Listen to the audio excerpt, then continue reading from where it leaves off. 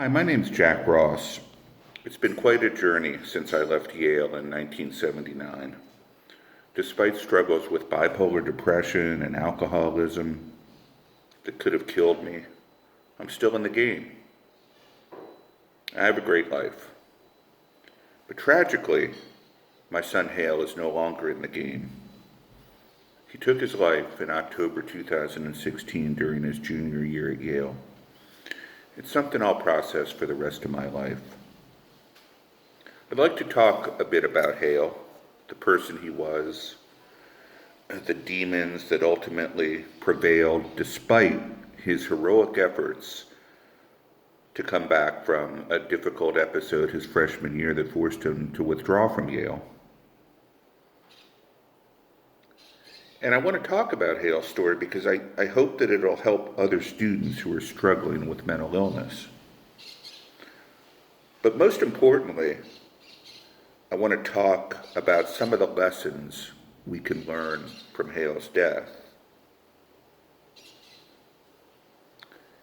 Hale was a remarkable person, compassionate, kind, funny, unselfish, brilliant.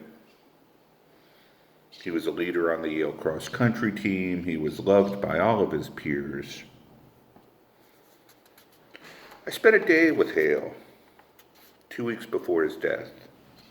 I knew he was struggling, but neither I nor anyone close to Hale had any clue that he was close to the edge.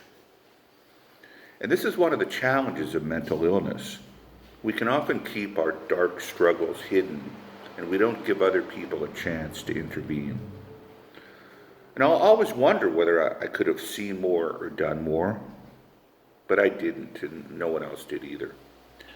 In fact, up until the end, I'm not sure even Hale knew he was close to the edge. So I know all too well about the pain and the hopelessness of severe clinical depression, but I believe the core of Hale's struggles was different, and I believe it related to the anxieties he had about achieving at Yale and the unrealistically high expectations he put on himself. I think he held himself to a nearly unattainable standard of perfection. And we all know academic and other pressures are a normal part of college life, but what happens is that mental illness can cause those pressures to escalate into a severe loss of mental calibration, if you want to call it that. I know all too well, you can totally lose your perspective on yourself and on your connection to the world. So in the end, I don't think Hale was able to perceive the vast worth of his life that far transcended Yale, or see that he could have recovered if he had reached out for help. So we need to talk about mental illness at Yale to boost awareness, reduce stigma, and take steps to try to avoid tragedies like Hale's death. But most importantly, I urge you, Yale students, to maintain a healthy perspective on who you are as a person, your intrinsic worth, apart from the accomplishments and the goals that consume you. Don't define yourself completely by reference to your GPA, grad school admissions, getting that perfect Wall Street job, because one day you might reach a totally different perspective and understand that severe bumps in life can be navigated, that your true worth as a person ultimately is not measured by career achievements or how much money you make, but by the lives you touch along the journey.